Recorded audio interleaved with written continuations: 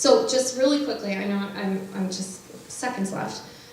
What should you do with all of this information I've given you? Well, I want you to have conversations with your children. I think it all starts about conversations about appropriate use. You need to, before you give them the phone if you haven't, or today if you already have some conversations. Talk to them, what do they think the rules should be? That's a good way to start it. And then you guys mutually decide upon some rules of appropriate use. That should include cyberbullying, that should include sexting, that should include whatever they're posting that could be damaging to their reputation or someone else's reputation. Also, make sure that you know about those apps and ask them, this new app that you downloaded, can you do it anonymously? Does it have this geographic matching? If they don't know, find out. Find out together with the app until you guys know together. You should ask if they've ever been solicited by a stranger. You guys, in middle school, I asked them, half of those middle school students have communicated with someone who they didn't know. Half of them raised their hands and said they had communicated with someone they did not know online. It almost made me cry. It made me so sad that your kids, our kids, are communicating with people that they do not know. And then set rules, okay? Including a rule about what do we do if you break the rule? What do we do if I find out you left your phone in the bush?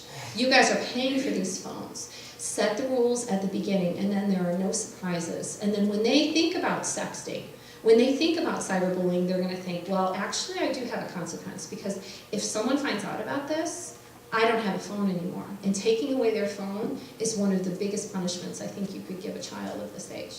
Okay, I think that's it. So if any questions quickly? Yes? If your child is being cyberbullied, I think what you should do is go to the school. They'll probably have some advice to give.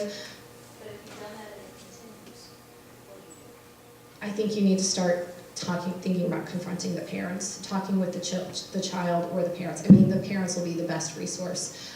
There is legal recourse. If it falls under that, I mean, you can report it to the law enforcement. So it depends on the severity of it, but I would start probably with a conversation with the parents, and then if it continues, you do have some type of legal right.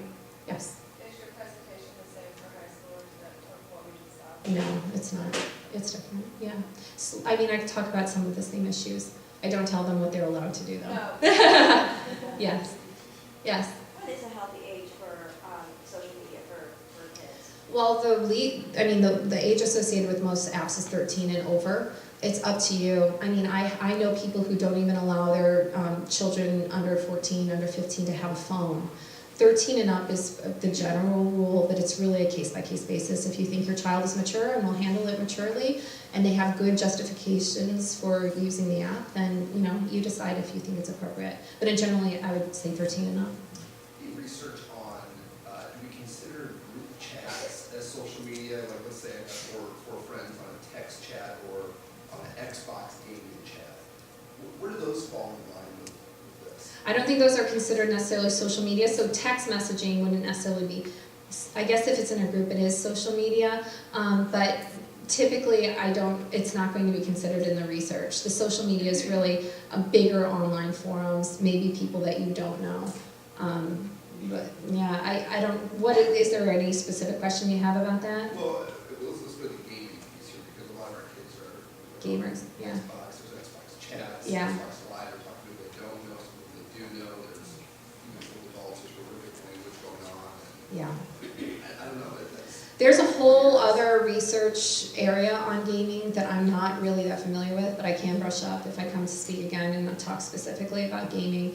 But yeah, anytime your child has a chance to communicate with someone anonymously, someone they don't know, it's introducing an element of danger that I wouldn't want my children subjected to. if it follows you into the school, though, then it becomes A legal issue, disruption yeah. to us in the school. That's right. The cyberbullying law is if it's a substantial disruption to you at school, then it does qualify as cyberbullying. It doesn't matter if it occurs at school. If it is disrupting your performance at school, then it is cyberbullying. If you guys have any other questions, just please direct them to Mr. Ottenweller, or I have my email address up here, and you're welcome to contact me if you have specific questions. I guess what I'm